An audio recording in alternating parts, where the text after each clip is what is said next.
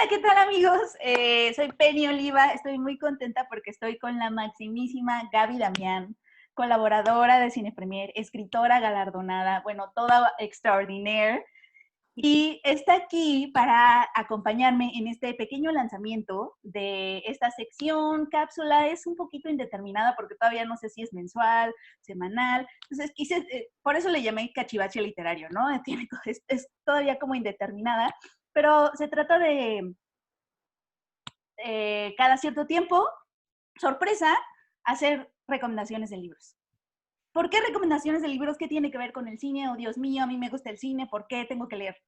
Bueno, hace poquito, no es que puede ser una pregunta válida, ¿no? O sea, yo veo mucho cine, quiero a lo mejor hacer cine, ¿y qué tiene que ver eh, la literatura, ¿no? O sea, hace poco tuve una plática con Ariela Ludlow, en donde ella me hablaba de algo que es crucial, que es que las imágenes que están en la pantalla son importantes, pero también las imágenes que tenemos en nuestra cabeza son igual de importantes. Es decir, estar alimentando tu imaginación, ¿no? Y entonces, para que cuando a lo mejor quieras filmar una playa, ¿no? Las referencias que tengas en tu cabeza no sean nada más, pues, las 10 mejores playas en Instagram, ¿no? Y cosas así. Entonces, pues básicamente es como para alimentar nuestra imaginación, que es muy importante para que no se nos atrofie. Y además es muy rico, ¿no? Leer te lleva a otros mundos. Y por eso quería empezar este pequeño cachivache literario con un librazo enorme en donde una escritora imagina mundos vastísimos, vastísimos. Es el libro Los Desposeídos de Úrsula K. Le Guin. Invité a Gaby también, es muy apropiado porque Gaby fue quien lo trajo a mi vida. ¿No es así, Gaby?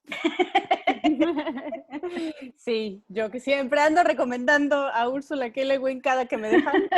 Sí, Exacto. sí, seguramente te dije, Penny, tienes que leer este libro. Has escrito varias cosas, obviamente haciendo referencia a ella, y pues básicamente cuando leí que se trataba de un libro que respondía a la pregunta, ¿cómo puede prosperar una sociedad?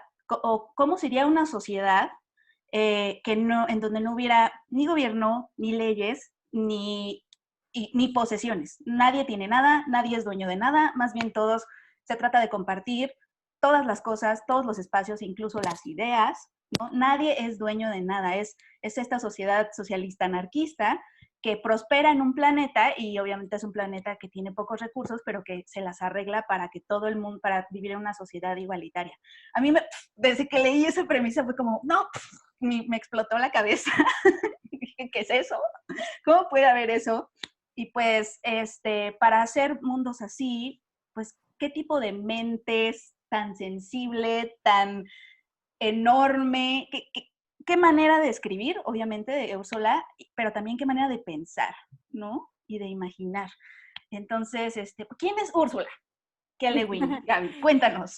Ay, híjole, es una pregunta muy pertinente que yo voy a contestar de una manera muy impertinente, porque para mí Úrsula K. Le Guin es como parte de estas relaciones tan intensas que luego tenemos quienes leemos con quienes escriben, ¿no? Y que a veces nos pueden sorprender en su intensidad y en su cercanía. Yo la siento como una abuela muy cercana, es una voz que habla en mi cabeza todo el tiempo, pero independientemente de eso, hay que decir que es una de las autoras más importantes del siglo XX y yo diría que lo será del siglo XXI. Ya lo está haciendo. En pleno 2020 la relevancia de Úrsula K. Le Guin es inmensa. Y pues es una escritora norteamericana que nació en 1926 en California y que tuvo una vida, digamos, privilegiada, tuvo una vida un poco fuera de lo común debido a que sus padres tenían pues un acercamiento al círculo cultural de su época, al círculo de estudiosos, de académicos, pues no solo una cercanía, sino una posición preponderante, sobre todo su padre Alfred Kroeber, ¿no? Que era antropólogo, y que su esposa, de manera también, quizá no académica, pero escribía, y acabó, por ejemplo, escribiendo la biografía de la última persona de origen americano, un indio americano, que pues era el último de su pueblo, Ishi.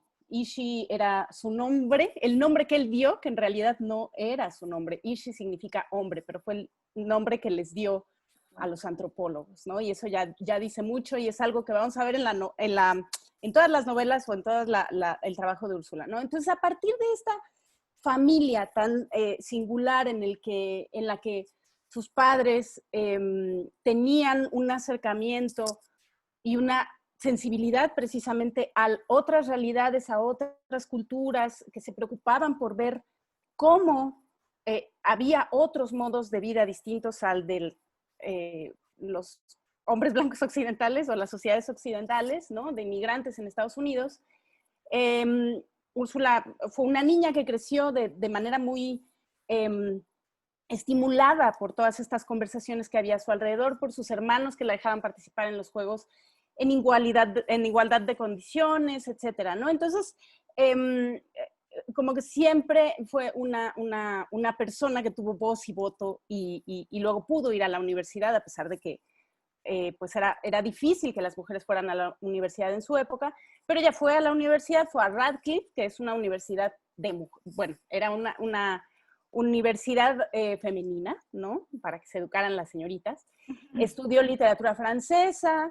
Ella estaba como destinada a ser una de estas o académicas o autoras muy occidentalizadas, precisamente por este sueño de, la literatura, y yo leo a Tolstoy, a Dostoyevsky, y Europa, y voy a estudiar francés a Europa. Se fue a París, en el barco conoció a su esposo, que es una historia de amor muy bonita además, y no, sucedió que no, porque resulta que a Úrsula desde pequeña se le ocurrían historias fantásticas, historias de fantasía, historias que no ocurrían en un plano, en este plano de la realidad, digamos. Y entonces pues esa imaginación no tenía cabida en los lugares en donde ella conocía que podía, o en los lugares que había aprendido que tenía cabida la literatura, ¿no? Constantemente eran rechazadas sus ensoñaciones, hasta que se dio cuenta de que aquello que imaginaba tenía un espacio en las revistas pulp, en las revistas populares de ciencia ficción y de fantasía. Y ahí envió un relato que fue aceptado por otra editora, que vio algo ahí, vio un viaje. Es una historia que ocurre en París precisamente. Es un viaje en el tiempo de un alquimista con un estudioso de la Edad Media, y hay una conversación ahí. Y esta editora dijo, ella tiene algo. Y entonces la invitó y publicó por primera vez en una de estas revistas famosas, como de mucha tradición, ¿no? Como de la literatura de ciencia ficción y fantasía en Estados Unidos, ¿no? Astounding, etcétera, etcétera, ¿no? Entonces, pues a partir de ahí, Úrsula dijo, perfecto, yo de aquí soy, y esto es lo que a mí me da el espacio para construir estos mundos, ¿no? Entonces, Úrsula K. Le Guin, después de esto, ya estoy contando su vida entera, por supuesto, ya se me fue la olla. Está súper interesante. Pero creo que es importante entender, ¿no? Que ella viene de este contexto como muy, es decir, ella pudo haber sido una de estas autoras que ganaron el Nobel en vida. ¿Por qué Úrsula K. Le Guin no ganó el Nobel a pesar de que tiene una obra extraordinaria en todos los géneros, menos el teatro, ¿no? Tiene novelas extraordinarias que cambiaron el rostro de la literatura, no solo la literatura de género, sino la literatura. Tiene poesía increíble, tiene ensayos también que son rompedores, inteligentísimos, etcétera, etcétera. Tiene cuentos asombrosos. ¿Por qué? ¿Por qué no ganó el Nobel? Bueno, pues porque escribía fantasía, ¿sí? Escribía fantasía, escribía ciencia ficción, escribía literatura para niños y jóvenes.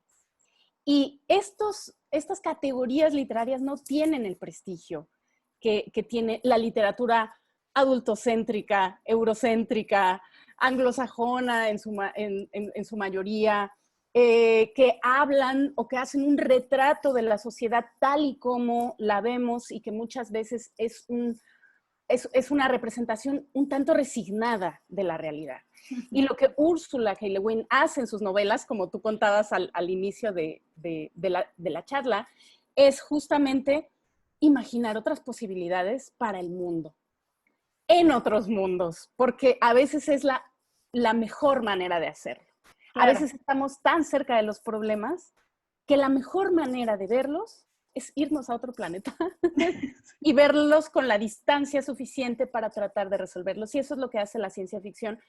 Y sobre todo lo hace con maestría, con muchísima belleza literaria y muchísima profundidad la ciencia ficción de Ursula K. Le Guin. Claro, uno pensaría que la ciencia ficción te habla sobre cómo va a ser el futuro, ¿no? Pero realmente te habla de cómo es el presente, ¿no? De cierta forma, describe lo que ya estás viendo y lo que sucede en Los Desposeídos, digo, lo que decías de la antropología me hace todo el sentido, porque ella en este libro habla de dos mundos vecinos, ¿no? Está Anarres, que es este mundo en donde hablamos, donde hay una sociedad anarquista, socialista, donde nadie tiene nada y los recursos son muy escasos, ¿no? Es un planeta árido.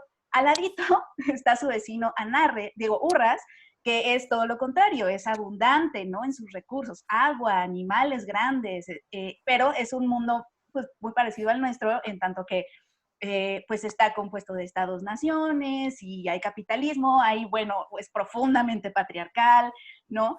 Y vemos como un científico de Anarres, un físico, que además es bien interesante, eso me pareció increíble, en él se unen la ciencia y la filosofía, o sea, él junta ambas, él es un filósofo, pero también es un físico.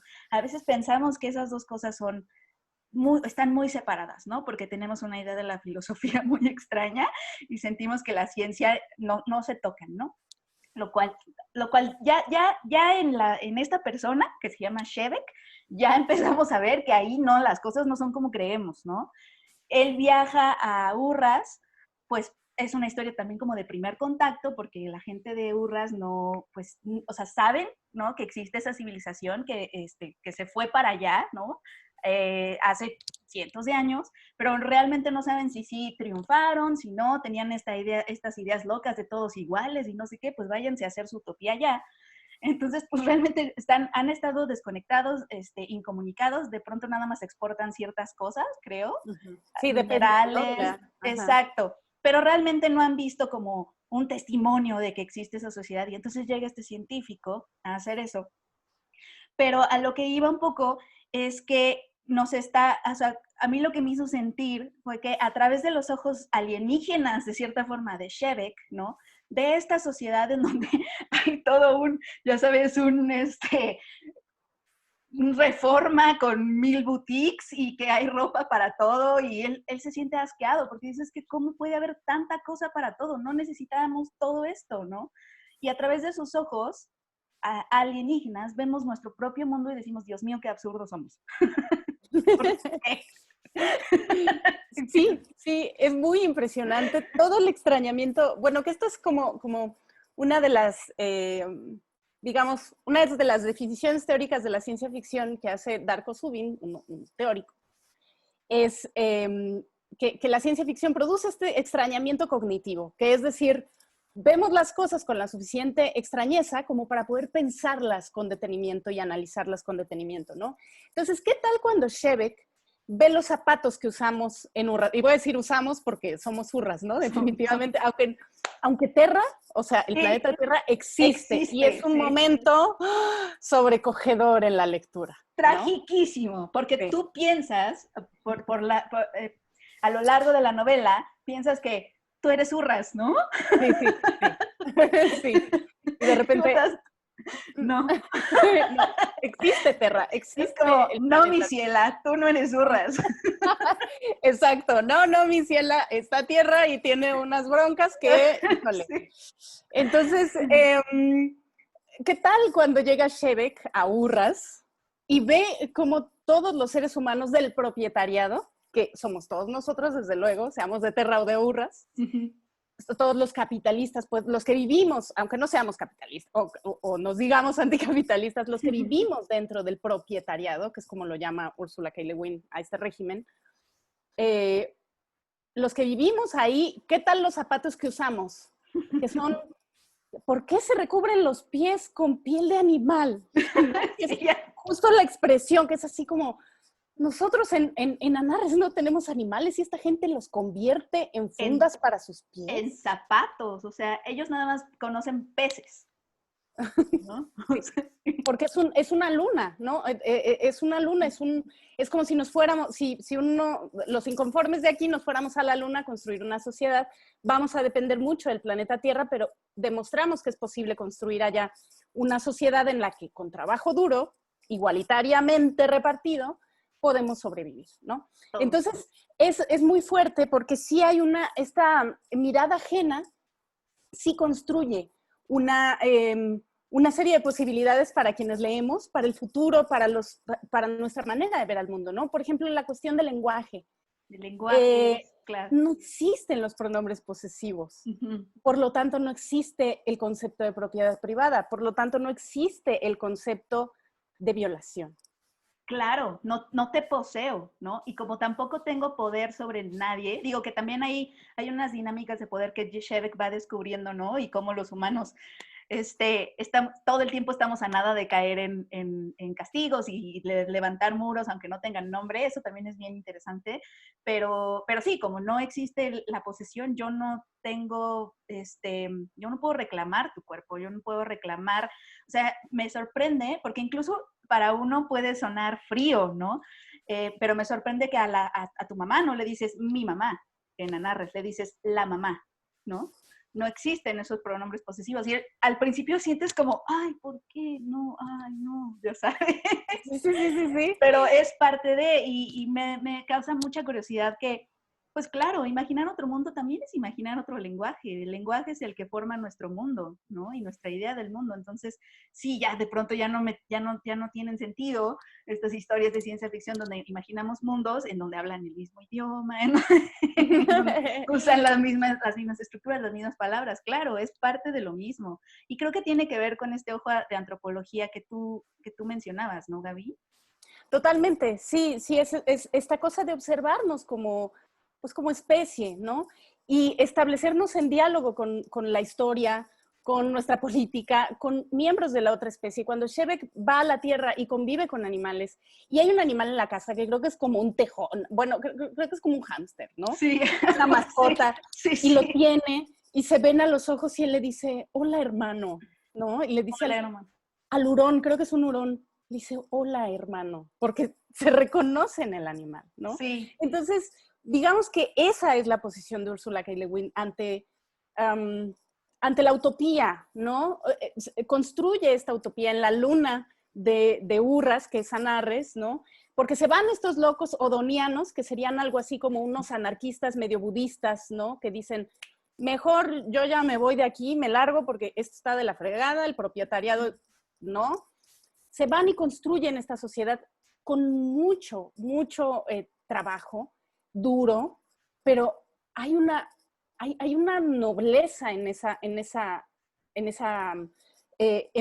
¿no? En esa aventura, y aunque se siguen enfrentando a las mismas cuestiones como lo del apego, ¿no? Con la mamá, tanto Shevek como su madre quieren reclamar algo como suyo y no saben por qué si no han sido educados así. Ya han pasado 200 años desde que salieron de Urras y quieren seguir amando, o sea, amando de la misma manera, exacto, ¿no? Y no entienden, entonces están muy confundidos y también hay envidia, por ejemplo, algo que en el propietariado sí existe, pero allá se supone que ya no existiría, pero de todas maneras existe la envidia ante la inteligencia de alguien más, ante la genialidad de alguien más, como Shevek, que es brillante, ¿no? Y como lo quieren decir, no, aquí todos somos iguales, nada de que seas más brillante, ¿no? Sí. Entonces, lo que se ve y que es el subtítulo de Los Desposeídos es que no hay una utopía que no sea ambigua, que no tenga sus sombras. Y esto tiene que ver mucho con otra vertiente de Ursula K. Le Guin, que es el taoísmo, esta disciplina filosófica que construyó también moldeó la cabeza, la imaginación narrativa de Ursula K. Le Guin, ¿no?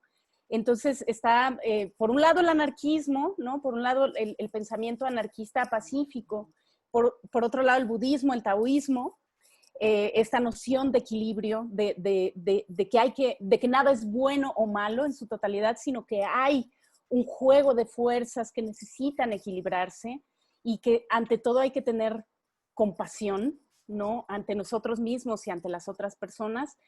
Esos son los motivos que construyen la mayoría de su obra y que es muy evidente en Los Desposeídos y que para mí, y por eso en Cine Premier escribí algo sobre Los Desposeídos y en todos lados, ¿no? Porque creo que ahí hay claves para nuestro futuro. Ya que vimos que el capitalismo, o sea, el propietariado, no funciona y lo vemos muy claramente en ese libro. Pero además ayer estaba pensando, Gaby, que ya ahorita no está funcionando ni a los que les funcionaba. O sea, ¿sabes? Como estaba viendo que, ay no, que Disney Plus, Mulan, no sabe dónde estrenarla, no sé qué, ya está en pirata, entonces pues no les va a funcionar. Y yo me quedé pensando, bueno, si a Disney, ni siquiera a Disney le está funcionando ya este sistema, bueno, ya, o sea, digo, a nadie nos ha funcionado, a la mayoría no nos ha funcionado, pero si ya ni siquiera a la élite que le funcionaba le está funcionando, bueno, ya hay que aventar. Es hora de ir cerrando el changarro, ¿no? O sea, darnos cuenta de que hay otras posibilidades de vida y sobre todo porque el planeta lo necesita, o sea, nos lo hemos cargado y al rato no vamos a tener dónde vivir y ni el tarado de Elon Musk nos va a sacar de aquí, porque no. Él no es la esperanza, amigos. No, amigo, parece que es el futuro, pero no, es más de lo mismo, solo que con cachivaches espaciales. Entonces, cachivaches espaciales, exacto. No. Nueva sección, cachivaches espaciales. Oye, estas sombras de las que hablabas, Gaby, creo que me parecieron sumamente interesantes en la novela, porque además siento que tiene mucho que ver con la pregunta, ¿qué pasa con una revolución? ¿No? ¿Y qué es? ¿Y dónde está? ¿No? Porque él empieza, ¿dónde está? ¿Está en lo colectivo o está en lo individual? Creo que eso también lo explora a través de Shevek, que también empieza a sentir muros o limitantes en esta sociedad de la que él proviene, que supuestamente es libre, ¿no? No hay leyes, no hay, tu libertad individual se supone que es sagrada, intocable. Y aún así él siente como que no es así, ¿no? ¿Y qué está pasando? Y creo que tiene que ver con que, me dio la impresión de que cuando la revolución se convierte en cemento, ya no es revolución, ¿no? Es un poco así. Claro. Sí, cuando la revolución deja de cuestionarse a sí misma, ¿no? Y cuando la revolución no produce posibilidades para quienes la vivieron y lucharon por ella, ¿no? O sea, creo que eso es lo que pasa cuando se hace, y volvemos nuevamente a estas nociones de estas disciplinas, ¿no? De la anarquía y del taoísmo, el budismo, etcétera, que es todo necesita fluir, todo necesita movimiento y todo necesita cambio, y más que cambio, transformación, ¿no? Porque de eso está hecha la vida. Entonces, cuando no hay posibilidades de que eso mute, de que eso crezca, de que eso se transforme, y la revolución de repente es incuestionable, por miedo, porque esto es lo que ha funcionado, porque hay carencia, que son además absolutamente comprensibles, ¿no? Claro. Los motivos por los que quieren preservarse, los motivos por los que no viajan a Anarres, ¿no? Digo, de Anarres a Urras, ¿no? Porque saben que está esa contaminación y saben lo que puede pasar. Este es un tema recurrente, les recomiendo mucho también El Relato. Es otra novela preciosa, preciosa, que como que traslada un poco lo que le pasó a China en términos de cómo mutó su espiritualidad en esta cosa del progreso y esas renuncias que implicaron, ¿no? Y ese cambio, cómo no puede llevarse a cabo y por eso pasa lo que pasa, ¿no? Con China. Entonces, yo creo que lo que nosotros tenemos que entender es que aquello que parece ser la revolución en un momento no lo será en 2 siglos. Claro.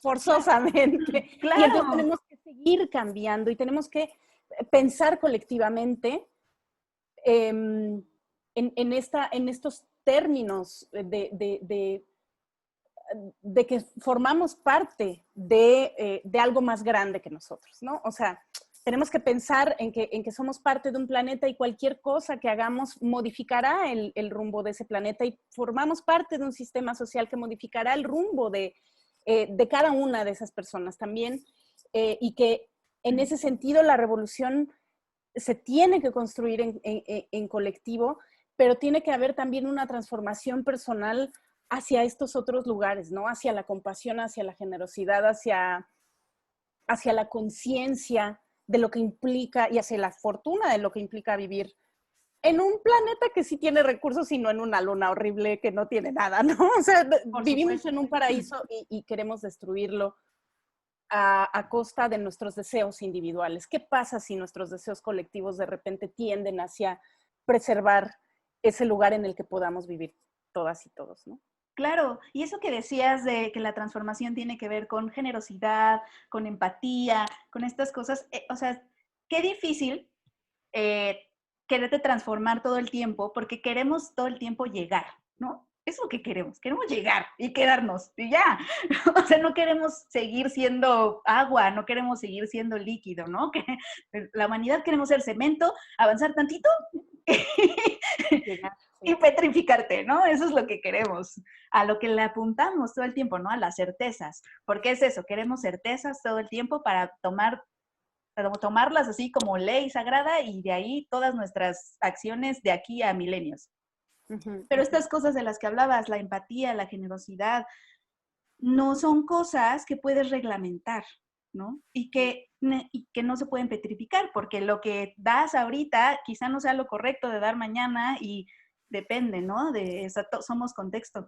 Entonces, qué difícil educar, o está muy complejo. Está sí, qué difícil construir eso, ¿no? Y porque pues los seres humanos somos animales que no nacieron con un mapa, como las maravillosas hormigas o los perfectos gatos, ¿no? Que saben exactamente lo que son y saben exactamente lo que por eso duermen con esa tranquilidad, lo sé. Por eso son benditos, ¿no? O sea, claro, y nosotros no tenemos ni idea, llegamos aquí y no sabemos y qué tal si somos un poco más parecidos a los animales. O sea, ¿qué tal si somos un poco más como ellos? Siempre queremos ser diferentes a ellos, ese es nuestro problema también, ¿no?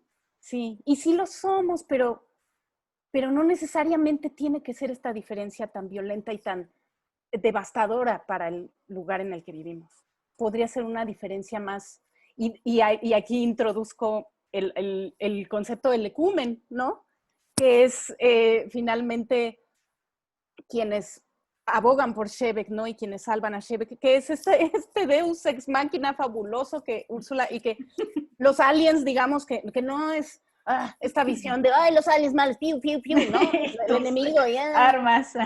Armas y conflicto bélico, sino que el ecumen es lo que podemos llegar a ser, ¿no? O sea, los jaimianos, sobre todo, esta raza humana que se separó de la Tierra, o bueno, que evolucionó primero que los seres humanos, que Terra, en otro planeta, y que ahora, después de millones y millones de años, está en otro estado mental, ¿no? Y que son muy sabios y tal. Como ahí está una diferencia, ¿no? No son, desde luego, no son como los animales, no son estas criaturas salvajes, por así decirlo, como otras civilizaciones, salvajes quiero decir silvestre, no diciendo que sean bárbaros o malos, no, entendido como natural, como silvestre. Sino que los jaimianos ya son muy sofisticados y esa diferencia no es violenta. No. ¿Por qué nuestra diferencia tiene que ser violenta y de dominación? Entonces, digamos que toda la obra de Ursula K. Le Guin lo que propone es una diferencia, en todo caso, con ese mundo, con esa naturaleza de la que decidimos separarnos. Si esa diferencia va a existir, pues que no sea violenta, que no sea invasiva, que no intente dominarla. ¿Qué tal si intenta prosperar dentro de ella y hacer que ella también florezca, ¿no? Entonces eso... O que las amistades surjan de ahí, de exacto, la influencia. Sí, que claro. las cosas que valen la pena surgen de ahí, ¿no? Quizá eso también me pareció maravilloso. Y tengo que hacer una confesión porque lo leí en inglés, ¿no? Entonces cuando hablaban, se toma su tiempo para que tú empieces a entender estos mundos, ¿no? Va paso a pasito. Entonces ya desde que a lo mejor Shevek, desde la nave espacial que lo lleva a Urras, se sorprende porque, porque Urras tiene ropa para dormir, ya empiezas como a entender dónde está parado, ¿no? Que dices, que además sí dices, pues sí, ¿por qué tenemos ropa para dormir? ¿No? O sea, y ya desde ahí, pero empiezan a hablarte de Odo, ¿no? La ideología de Odo, que fue de donde nació la utopía de Anarres, ¿no? Y como a la página número 30, yo me estaba imaginando a Odo, este ser tipo emperador, no sé, este señor sabio, no sé qué, de pronto es una mujer. Y yo como mujer feminista, con mis sesgos patriarcales, me estuve imaginando a lo largo de 30 páginas un hombre. Sí, sí, sí. Eso es muy maravilloso, ¿no? Que dices, ¡oh! ¿Por qué lo asumí? Pues porque ahí está nuestra imagen, y ahí está lo que tú decías, porque hay que leer, porque tenemos imágenes de cemento en la cabeza que nos han Exactamente. ido la cultura. El cemento es, y los monumentos de mármol y bronce y grabado en letras de oro a los señores de la patria y a los señores de la política y a los señores de la literatura.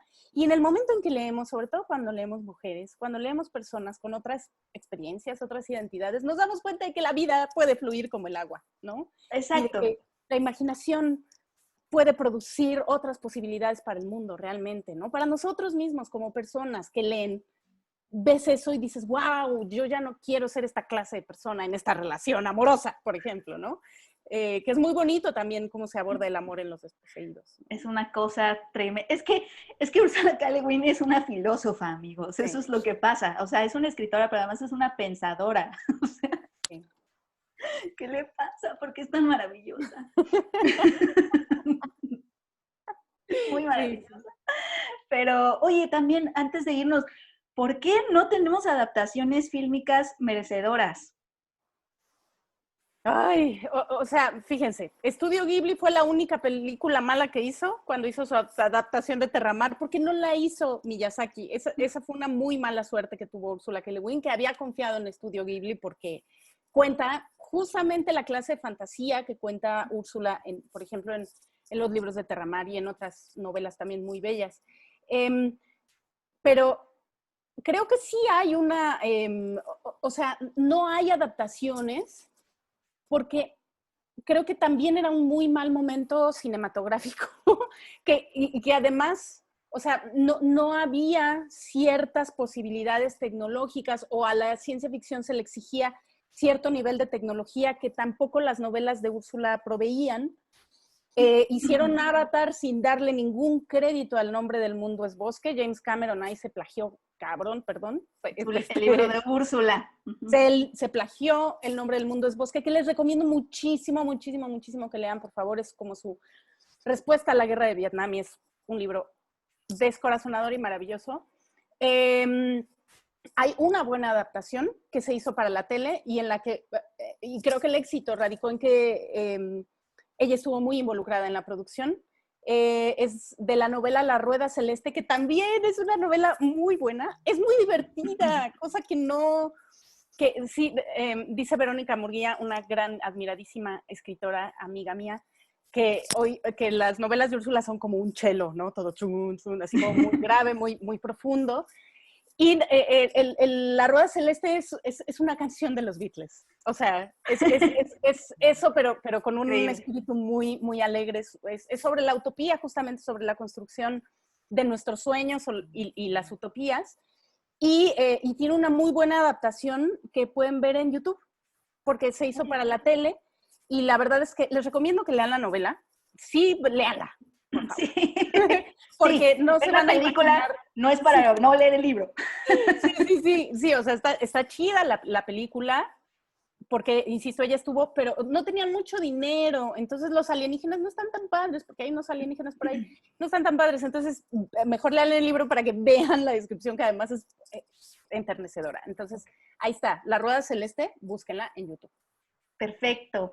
Y antes de irnos, Gaby, también me quisiera, escuchas, Gaby, así de máxima como la escuchan, ella va a empezar apenas un curso sobre Úrsula K. Le Guin. Sí. Cuéntanos un poquito dónde lo estás dando y cómo pueden acceder a él o...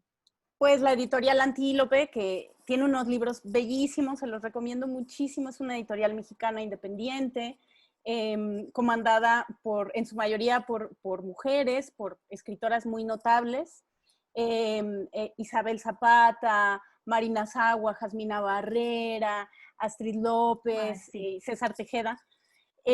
Tienen esta preciosa editorial y ahora digo, lo tienen desde antes, pero con todo esto de la pandemia han proliferado estos cursos online y estos encuentros y charlas y talleres, y uno de esos es un espacio mío donde abordaremos la naturaleza y la utopía en la obra de Úrsula K. Le Guin. Entonces, si les interesa, pueden dirigirse a Editorial Antílope. A las redes están en Twitter, en Facebook, en Instagram, o conmigo, que también estoy en todas esas redes. Ahorita, como estoy escribiendo libros, tratando de algún día ser como Úrsula, no estoy, quizá no contesté de inmediato, pero sí estoy al pendiente por si les interesa profundizar en esto. Son 4 sesiones en donde abordamos de lleno pues un poquito de lo que hemos platicado aquí, Penny y yo. Perfecto, no puedo esperar, sí, ese curso, amigos, de verdad no se lo pierdan. Muchas gracias, Gaby, por estar aquí, por tus palabras y por tus pensamientos tan enormes. Gracias por estar en este pequeño lanzamiento y acuérdense, los desposeídos de Úrsula K. Le Guin, de verdad no se van a arrepentir, pero nada. Es muy bello y muchas felicidades, Penny. Muchas gracias por invitarme a inaugurar este espacio. No, muchas gracias a ti por traer a Úrsula a nuestros mundos y a nuestras vidas. Gracias, Gaby. Un placer para mí. Sigan aquí en el podcastón Cine Premier. Nada más esto fue grabado, no crean que estuvimos ignorando sus preguntas, pero yo las voy a leer para el próximo Cachivache Literario y las voy a responder. Pero fue grabado en el mismo podcastón. Adiós.